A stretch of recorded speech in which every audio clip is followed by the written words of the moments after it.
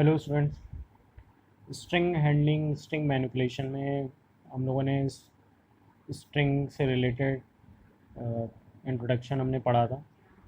साथ साथ हमने ये पढ़ा था कि what are the different function of string handling. String में हम किस तरह से मेमोरी में स्टोर होता है उसको हम किस तरह से इंडेक्सिंग के through character by character handle कर सकते हैं। तो बहुत सारी चीज़ें हमने पढ़ी थी लास्ट वीडियोस में और लेक्चर्स में। अब हम पढ़ने जा रहे हैं कि स्ट्रिंग से रिलेटेड अगर कुछ प्रोग्राम्स हैं उनको हम किस तरह से आसानी से इन फंक्शंस की, जो भी फंक्शन हमने पढ़े हैं स्ट्रिंग हैंडलिंग में, उन फंक्शन की हेल्प से हम किस तरह से प्रोग्रामिंग प्रॉब्लम सॉल्व कर सकते हैं। तो उसके लिए हमने कुछ एग्ज़ाम्पल्स लिए हुए हैं। उन एग्ज़ाम्पल्स को हम पढ़ेंगे एक एक करके और इसको हम समझेंगे कि किस तरीके से हम इनको एग्जीक्यूट कर सकते हैं। तो सबसे पहले हमें ये पता होना चाहिए कि स्ट्रिंग में किस तरह से ट्रैवल करते हैं। तो उसके लिए हमने एग्ज़ाम्पल लिया है। एक फर्स्ट एग्ज़ाम्पल है। सबसे पहले स्टेप नंबर 1 है कि कोई प्रोग्राम आपको दिया हो तो सबसे पहले आपको स्ट्रिंग इनपुट करनी है, ठीक है, या इनिशलाइज़ करनी है। तो सबसे पहली लाइन आपकी ये होगी, इनपुट फंक्शन से आप कोई भी स्ट्रिंग यूज़र से इनपुट लेंगे। तो हमने स्टोर कर ली है। सपोज़ हमने यूज़र से पाइथन एक स्ट्रिंग है वो इनपुट की है। उसके बाद जो है स्ट्रिंग में जब हमारे पास स्ट्रिंग आ जाएगी किसी वेरिएबल में, तो स्ट्रिंग में किस तरह से करेक्टर बाय करेक्टर हम ट्रैवल कर सकते हैं, यानी फर्स्ट करेक्टर से लास्ट करेक्टर तक कैसे हम मूव कर सकते हैं। तो नेचुरल सी बात है, हमें लूप की हेल्प लेनी पड़ेगी ट्रैवल करने के लिए, ठीक है। एक पोजीशन से दूसरी पोजीशन तक ट्रैवल करने के लिए आपके पास कोई ना कोई लूपिंग स्टेटमेंट होना चाहिए जिसके थ्रू आप एक करेक्टर से दूसरे, दूसरे से तीसरे करेक्टर तक मूव कर सकें। तो उसके लिए दो तरीके हैं हमारे पास। पहला तरीका है कि हम स्ट्रिंग की लेंथ निकाल लें टोटल। तो उसके लिए हमारे पास लेन फंक्शन एक होता है, हमने भी पढ़ा है लास्ट वीडियो में। तो लेन फंक्शन से आप किसी भी स्ट्रिंग की लेंथ ऑटोमेटिकली फाइंड आउट कर सकते हैं। तो बस आपको क्या करना है, लेन फंक्शन में वो स्ट्रिंग जिसमें आपने इंपुट की है वेरिएबल में वो पास कर देना है। तो टोटल लेंथ जो है हम इस किसी वेरिएबल में रिसीव कर लेंगे, एल में रिसीव कर लिया। तो टोटल जो 6 करेक्टर हैं वो स्टोर हो जाएंगे। अब उसके बाद हमें क्या करना है, लूप चलाना है। उसके लिए हम रेंज फंक्शन आपने पढ़ा है फॉर कंट्रोल में। तो लूपिंग में रेंज फंक्शन में क्या होता है, स्टार्ट इंडेक्स और एंड इंडेक्स दिया जाता है। तो स्टार्टिंग पॉइंट हमारा 0 है क्योंकि आपकी फर्स्ट इंडेक्स नंबर जो स्ट्रिंग की होती है फॉरवर्ड ट्रैकिंग इंडेक्सिंग में 0 से स्टार्ट होता है, तो 0 दे दिया। और लास्ट आपका हो गया एल, ठीक है, जो लेंथ आपने निकाली है। तो n-1 तक चलेगा, ठीक है। तो 0 से स्टार्ट हो रहा है तो लास्ट करेक्टर हमारा 5 होगा। तो 0 1 2 3 4 एंड 5, राइट। तो 0 से लेकर लास्ट तक चलेगा। तो सबसे पहले आई में 0 आएगा इंडेक्स, और फिर हम प्रिंट कराएंगे उसके इंडेक्स नंबर के बिहाफ पे एस ऑफ आई। तो फर्स्ट टाइम आई की वैल्यू क्या है, 0 होगी। तो एस ऑफ 0, तो सबसे पहले पी प्रिंट होगा, फिर इसके बाद लाइन ब्रेक होगी क्योंकि हमने यहाँ पर स्पेसेस से उसको हम ब्रेक नहीं कर रहे हैं, तो ऑटोमेटिकली लाइन ब्रेक होगी। फिर आई की वैल्यू अपडेट होगी 1। तो एस ऑफ 1, आई की वैल्यू जब 1 होगी तो एस ऑफ 1 का मतलब हो गया फर्स्ट इंडेक्स नंबर वाई है, तो वाई प्रिंट होगा। फिर उसके बाद अपडेट होगा, फिर टी प्रिंट होगा, फिर एच प्रिंट होगा, ओ होगा, एन होगा। इस तरह से हम स्ट्रिंग में एक तरीका है कि हम फाइल में कैसे स्ट्रिंग में कैसे ट्रैवल कर सकते हैं। तो with the help of length function and range function you can travel character by character in a string, right. अब आते हैं सेकंड एग्जांपल में। एक दूसरा तरीका भी है स्ट्रिंग में ट्रैवल करने के लिए, क्योंकि हम जानते हैं स्ट्रिंग जो डेटा टाइप है हमारा वो इम्यूटेबल फॉर्म में होता है, वो भी एक तरह की सीक्वेंस होता है, सीक्वेंस टाइप में होता है। जैसे रेंज है जो कि एक नंबर सीक्वेंस जनरेट करता है नंबर्स में, उसी तरीके से स्ट्रिंग अपने आप में एक सीक्वेंस है, because string is a collection of characters, number of characters consist of a string. तो दूसरा तरीका है कि आप अगर आपको लेंथ नहीं निकालनी है तो आप डायरेक्टली स्ट्रिंग की हेल्प से ट्रेवल कर सकते हैं। तो उसके लिए एक फॉर लूप आपको चलाना है, same for S T R in S. पूरा एस जो है जो जिसमें स्ट्रिंग आपने इनपुट की है वही आप पास कर दीजिए, ठीक है। तो ऑटोमेटिकली करेक्टर बाय करेक्टर हमारे एस टी आर वेरिएबल में आता जाएगा, ठीक है, चूँकि वो सीक्वेंस फॉर्म में है। तो ऑटोमेटली एक करेक्टर से दूसरे करेक्टर ऑटोमेटली मूव करता रहेगा लास्ट करेक्टर तक, और इस तरह से हम स्ट्रिंग को में ट्रेवल कर सकते हैं और प्रिंट करा सकते हैं। ठीक है, तो एक तो तरीका ये है, या तो आप लेंथ फंक्शन से मूव कर सकते हैं या स्ट्रिंग में आप डायरेक्टली भी मूव कर सकते हैं विदाउट लेंथ फंक्शन यूज़ किए। ठीक है, तो इंडेक्स नंबर के थ्रू मूव कर सकते हैं या डायरेक्टली करेक्टर बाय करेक्टर भी मूव कर सकते हैं। तो ये आपके चॉइस पे आप डिपेंड करता है प्रोग्राम में किस तरह से क्वेश्चन पूछा जा रहा है। तो थर्ड एग्जांपल है, देखिए थर्ड एग्जांपल है कि अगर मान लीजिए कोई स्ट्रिंग का इस तरह की प्रॉब्लम है जिसमें कहा जाए कि एक स्ट्रिंग इनपुट कराइए और उस स्ट्रिंग में आप वर्ड बाय वर्ड प्रिंट कराइए। ठीक है, एक स्ट्रिंग है, स्ट्रिंग में क्या हो गया, बहुत सारे वर्ड्स हो सकते हैं, तो वर्ड बाय वर्ड अगर आप प्रिंट कराना है तो हम जानते हैं कि दो वर्ड के बीच में एक स्पेस होता है, तो वर्ड को हम कैसे आइडेंटिफाई कर सकते हैं, स्पेसेस के थ्रू आइडेंटिफाई कर सकते हैं। तो ऐसा हमने एक स्ट्रिंग इनपुट कर ली, सपोज हमने इनपुट की आई लव इंडिया। ठीक है, तो इसमें कितने वर्ड हैं, 1 2 और 3, 3 वर्ड्स की ये स्ट्रिंग है।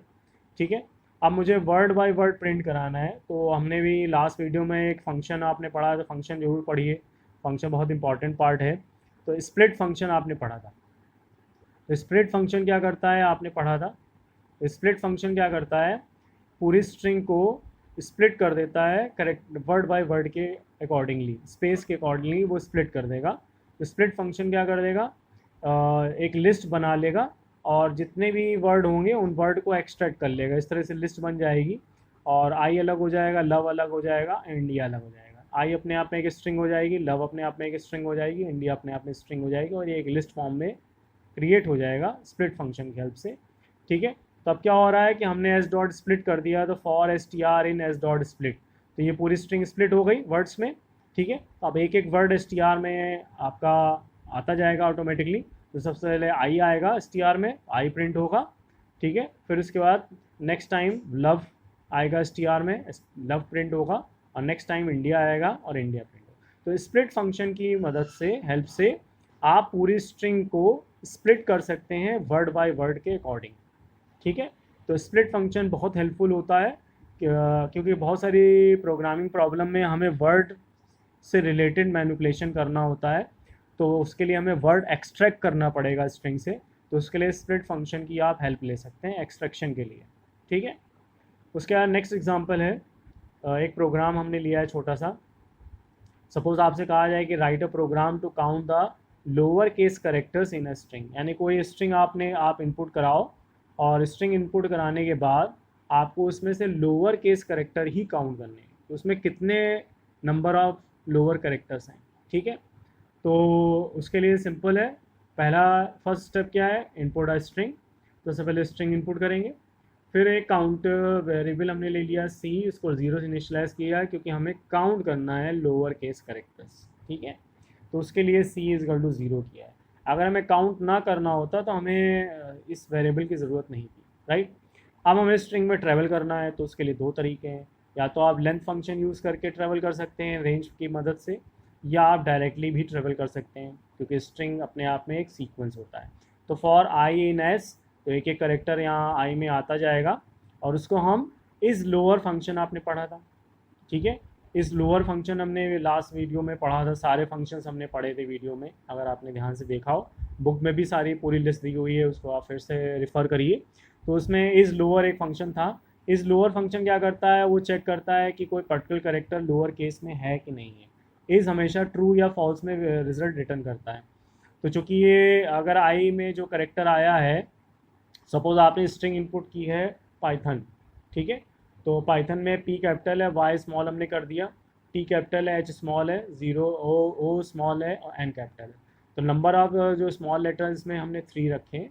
तो देखिए कैसे काउंट करेंगे, सबसे पहले कैपिटल पी आएगा इसमें आई में, तो E I dot is lower, तो capital P dot is lower condition false है, हमारा काउंटर नहीं मूव करेगा, अगला करेक्ट आई अपडेट हो जाएगा स्मॉल वाई से। Small Y dot is lower condition true हो गई, सी काउंटर हमारा 0 + 1 तो 1 हो जाएगा। इस तरह से ये प्रोग्राम चलेगा। कैपिटल टी होगा कंडीशन फॉल्स हो जाएगी, फिर स्मॉल एच है कंडीशन ट्रू हो जाएगी, तो 1 + 1 2 हो जाएगा, फिर स्मॉल ओ है कंडीशन ट्रू हो जाएगा 3 हो जाएगा, फिर उसके बाद एन है कैपिटल है फॉल्स हो जाएगा। तो अब लूप हमारा ख़त्म हो जाएगा क्योंकि लास्ट करेक्टर तो आप मूव कर चुके हैं। फिर इसके बाद प्रिंट सी कराएंगे तो आंसर हमारा क्या आएगा 3। तो number of lower case character string में कितने थे 3। तो इस लोअर से हम लोअर केस करेक्टर चेक करा सकते हैं। इस अपर आपने फंक्शन पढ़ा होगा वो अपर केस करेक्टर के लिए।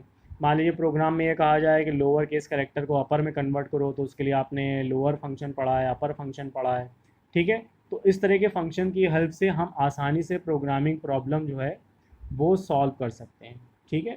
तो अब हम कुछ और एग्जांपल प्रोग्रामिंग एग्जांपल्स लेंगे जिससे आपको और थोड़ा समझ में आ जाएगा। तो उसके लिए हमने कुछ एग्जांपल और ले लिए हैं आपके एक्सप्लेनेशन के लिए, तो इसको आप देखेंगे अभी ये। तो देखिए नेक्स्ट एग्जांपल है count how many times are substring appears. Substring का मतलब हो गया स्ट्रिंग का एक पार्ट, एक वर्ड। यानी कि हमें मान लीजिए आपसे कहा जाए एक प्रोग्राम बनाओ जिसमें कोई स्ट्रिंग है, उस स्ट्रिंग में कोई पर्टिकुलर वर्ड कितनी बार आया है वो काउंट करना है, ठीक है। तो हमने यूज़र से सबसे पहला स्टेप है स्ट्रिंग इनपुट कर ली। तो सपोज हमने लिए इनपुट किए दिस इज़ अ बॉय, ठीक है। अब हमें काउंट करना है इज़, एक हमने एक दूसरा वेरिएबल स्ट्रिंग वेरिएबल ले लिया है s2, उसमें हमने इस वर्ड स्टोर कर लिया है। आप यूज़र से भी इनपुट ले सकते थे, please enter the string substring to be searched, ठीक है, सर्च करने के लिए। तो हमें इस काउंट करना है कितनी बार आया है उस स्ट्रिंग में, एस में, ठीक है। तो उसके बाद क्या करना है, चूँकि इज़ एक कंप्लीट वर्ड हमें काउंट करना है, तो हमें पूरी स्ट्रिंग को वर्ड के फॉर्म में स्प्लिट करना पड़ेगा, तभी हम काउंट कर पाएंगे। यहाँ पर दिस वाला इज़ हमें नहीं काउंट करना, हमें is as a independent word count करना है। तो उसके लिए हमें वर्ड बाय वर्ड जो है वो चेक करना पड़ेगा। तो वर्ड बाय वर्ड अलग करना पड़ेगा। तो उसके लिए आपने स्प्लिट फंक्शन पढ़ा है, तो देखिए हमने एक अलग से यूज़ कर लिया है एस डॉट स्प्लिट। तो पूरी स्ट्रिंग को हमने स्प्लिट कर दिया है।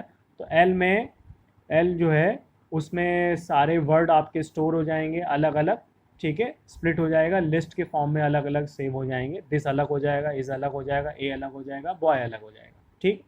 चूँकि हमें काउंट करना है तो हमने काउंटर 0 से इनिशलाइज कर लिया। आप कोई वेरिएबल यूज़ कर सकते हैं।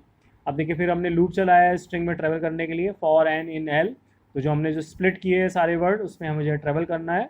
तो एल में सबसे पहला वर्ड आएगा दिस, ठीक है। तो अब चेक करेंगे if s2 is equal to N, s2 में इज़ है, एक वर्ड है, इज़ जो है वो दिस के बराबर है नहीं है, तो ये काउंटर नहीं चलेगा। फिर अगली बार एल अपडेट हो जाएगा, अगला वर्ड आ जाएगा इज़, एंड में इज़ आ गया। अब फिर चेक होगा is equal two is, condition ये ट्रू हो गई हमारी क्योंकि इज़ है, इज़ ही काउंट करना है और इज़ आ गया है। तो सी 0 + 1 1 हो जाएगा सी की वैल्यू। फिर लूप आगे बढ़ेगा, अगला वर्ड हमारा ए है और एन में ए आ गया। फिर चेक होगा is equal to A, condition false हो गई, ये अपडेट नहीं होगा। फिर अगला वर्ड वो रिट्रीव करके देगा हमको बॉय, एन में बॉय आ गया। Now is equal to boy, condition false हो गई, ये अपडेट नहीं होगा।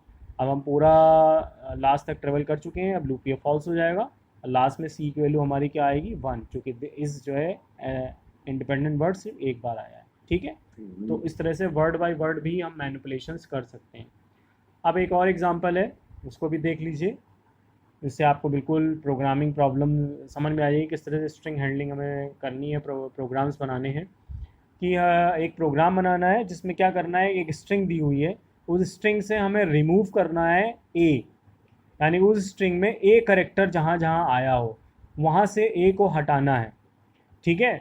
अब हमेशा याद रखिए जो आपकी स्ट्रिंग होती है वो इम्यूटेबल फॉर्म में होती है, यानी एग्जिस्टिंग स्ट्रिंग में हम कोई भी चेंजेस नहीं कर सकते। तो जब चेंजेस नहीं कर सकते तो हम फिर ए कैसे रिमूव कर सकते हैं उस स्ट्रिंग से।